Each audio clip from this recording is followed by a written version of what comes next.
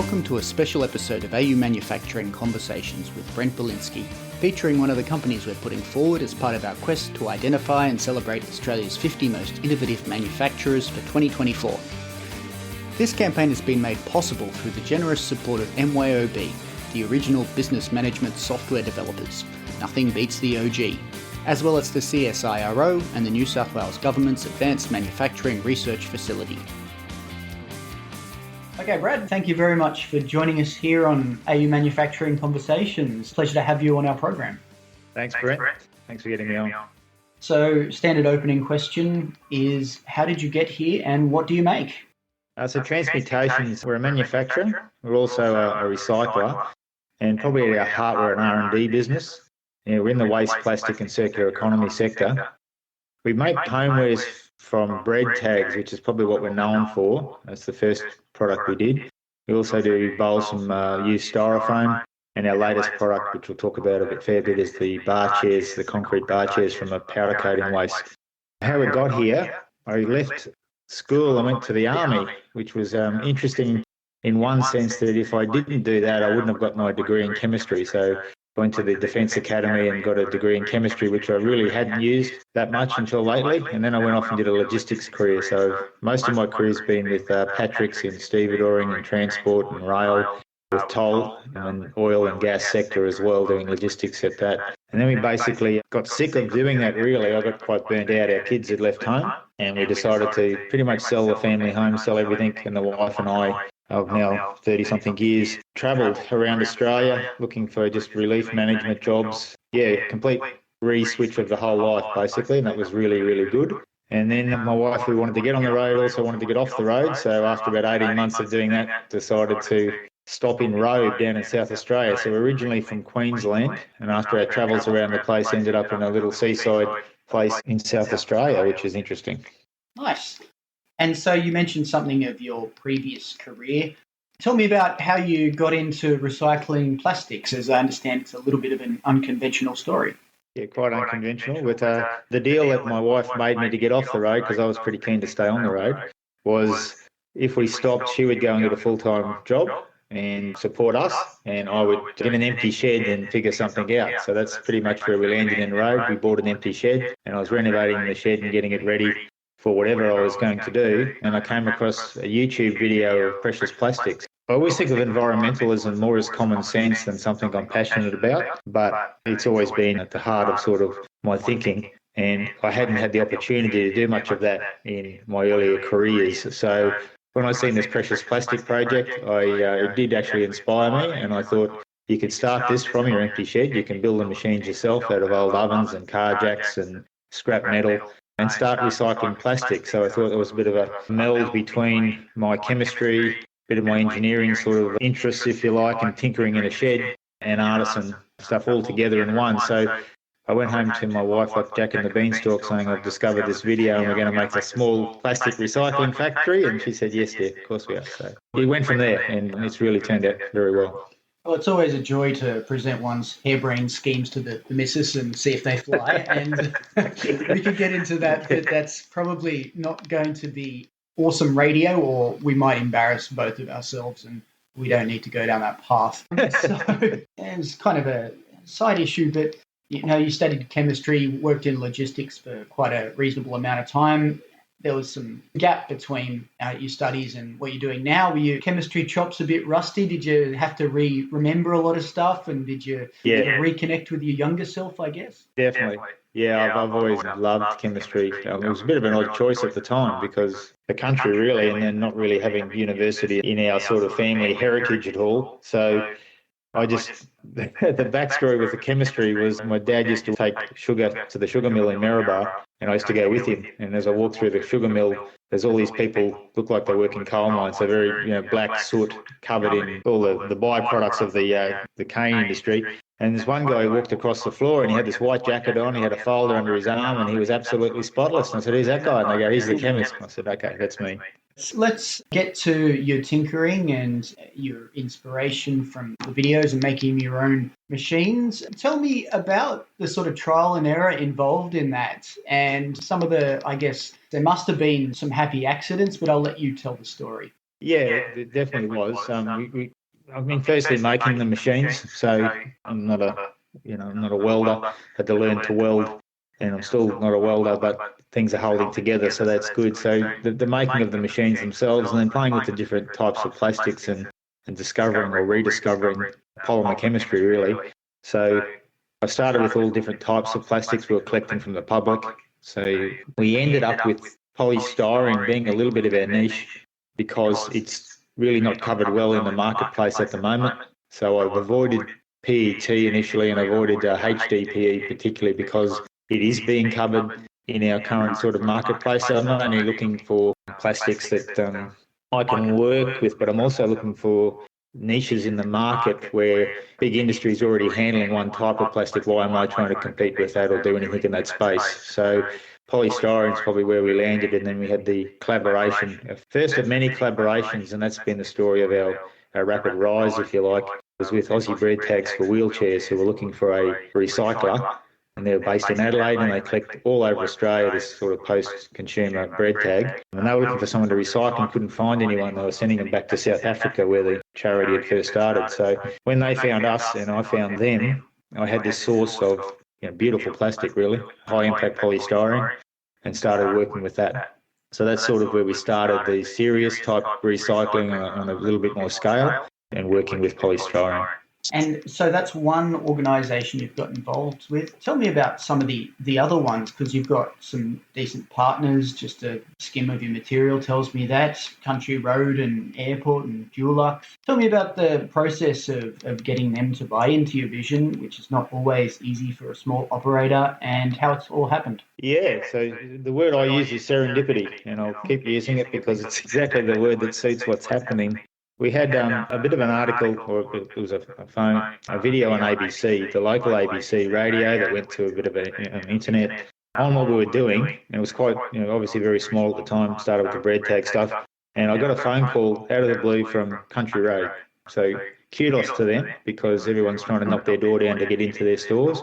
And they found one of their designers, Bill. He doesn't work for them anymore, but he's the one that rang me out of the blue and said, "This is Country Road, we'd love to do a collaboration with you." And I said, "Of course you wouldn't," hung up, because I immediately thought someone was trying to scam me. So they rang back, which was good. And look, we were very, I just built these machines. I was doing 3 or 4 bowls a day just to show people that you could do it, really. So after working with them for about 6 months, I built another shed, scaled up my operation enough that I could do something with them. And we put some homewares into Country Road. I do the white-only bread tags for Country Road, so that's our signature with them. The great thing with Country Road, actually, and I think I'm the only one that has this sort of deal with them, is once I manufacture the shape that they design for them in the white bread tags, I'm then allowed to use that same shape, if you like, with my coloured range. So my range of the coloured bread tag products, even though they don't have Country Road branding on them, obviously, because we sell them as transmutation items, are designed by their guys, so they're beautiful. So that really gives me an edge and ability, I suppose, in that homeware space. So that's Country Road, and that was just called out of the blue. And then a couple of years after that, we were a bit more established. Graham from Dulux came with his family on holiday, basically, and walked through the shop, and my wife goes through a fairly good explanation of what we do and how we do it.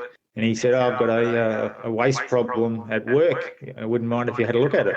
And that was pretty much how we worked out our what has become, really, as far as we're concerned, the world first with looking at powder coating waste. So again, serendipity, the magic shop, as my wife calls it. People come on holiday at Robe, and we connect with people, and it's either word of mouth from that connection, or the actual people themselves are walking through our shop. And there's no better way to connect with people and face to face, and also in your familiar environment. And I think they're a bit off guard as well, because they're on holidays and they're enjoying themselves. So it's been a lot easier for me with those connections than trying to knock down a corporate door.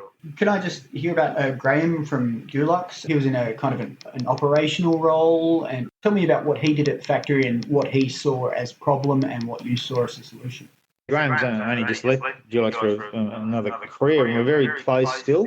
So him and his wife Lisa and the family came out just recently to Robe for another holiday. But Graham is one of those guys that you really need to get these things off the ground. So when he was in Dulux, he was operations manager for Australia and New Zealand businesses with the powder coating division. And he's seeing the potential that we could have with this solution, and he really drove it inside that organisation. And if you don't have those sort of champions inside the corporations doing that, it is even harder than it is. Like, it's hard now, but it's even harder if you don't have someone who's also as passionate about the solution inside the organisation. So he's really helped lay that foundation, make the connections with the CEOs and the power brokers inside the organisation. And he's left it in a really good spot when he's left, because Anthony Privatelli is now the CEO in that space. We have a good relationship. He's done all those introductions. We've had meetings with Keith, who's over in New Zealand, who's their main R&D guy. So we've made all the connections within the organisation that need to be made through that personal relationship. And so tell me about the problem of post-industrial waste, powder coating. What were you looking at when you saw it as a chemist or as an experimenter, or however you want to put it? What was interesting? What was problematic? What did you see in that material?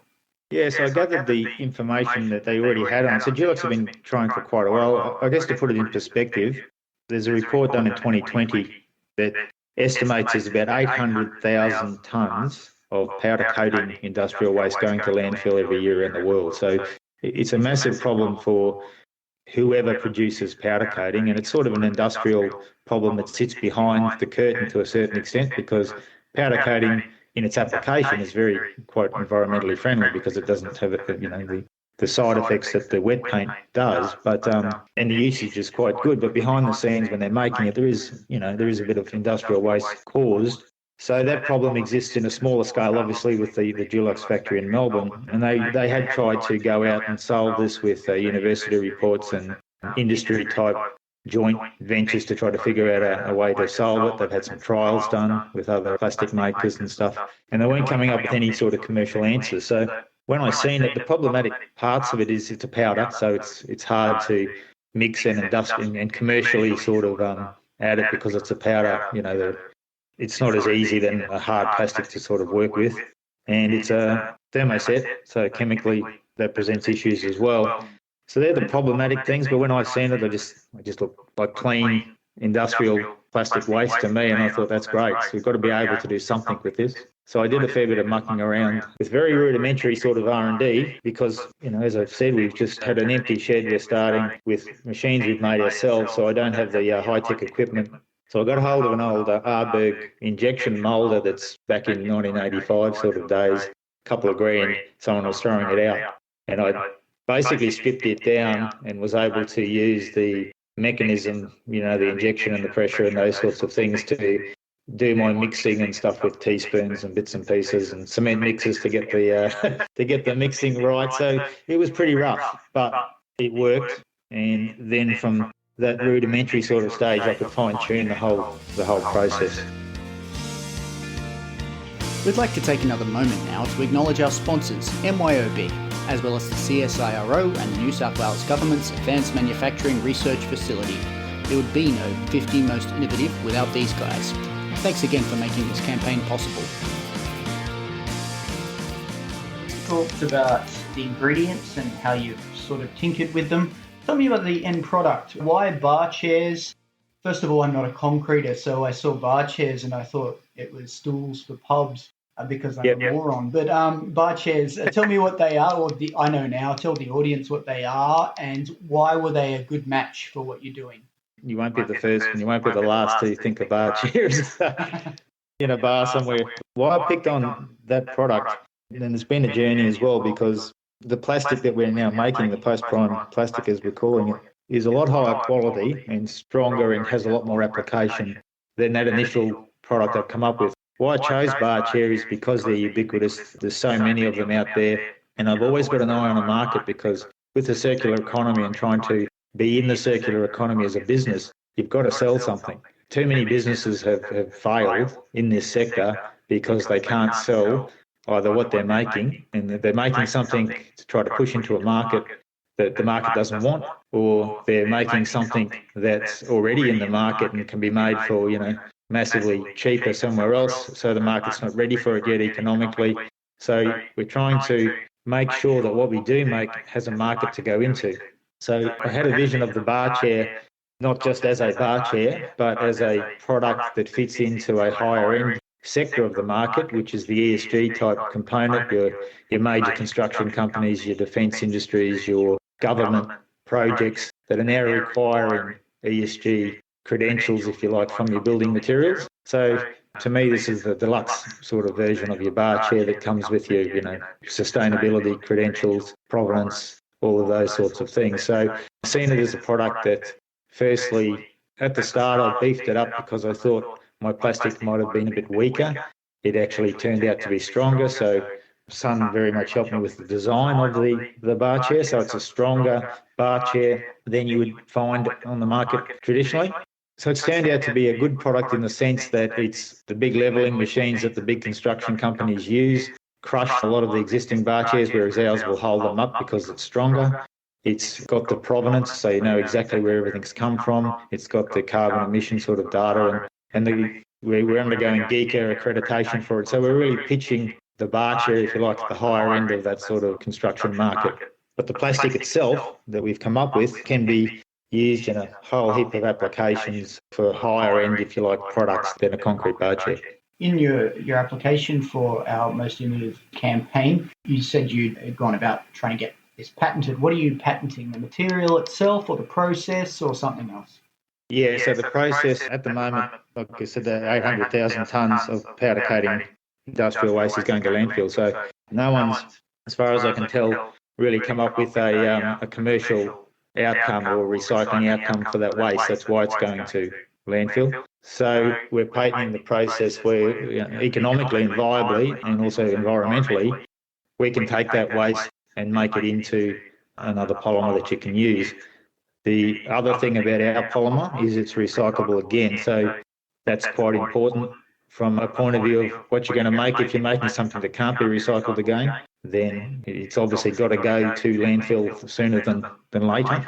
And the application, people think bar chair is going to be buried in concrete, which it is, but a lot of especially the higher end construction company now with their contracts, they will put down pre-slabs, if you like, that need to be taken back up again and recycled. That's part of their contract. And there's a lot more concrete recycling happening now, not just as part of contracts, but just naturally to try to get land-based materials and stuff as well. So making something, even if it gets buried in concrete, to be recycled again, I think is quite important with the stewardship side. Would you be able to talk about the volumes? You mentioned you're potentially about to get an order for 80,000 units. Are you happy to talk about volumes that are coming through? We're waiting for our first physical order to come through, but we've been promised a fairly large one. We're scaling our operation because obviously the other thing that we need to put out into the marketplace is a credibility and an ability to scale. So we've got investors now on board to be able to do that. We've got some really good partnerships and collaborations that we have in our network that enable us to scale. So we have SBS is another startup, Australian startup, really, really good company, a young couple over in Hamilton, Victoria. So they're processors and they enable us to get our source materials, if you like, at scale. And we're able to manufacture now at sort of scale as well. So we are now going to a marketplace where we're not just talking about some bloke in a shed in regional South Australia, but a network where we can do large orders.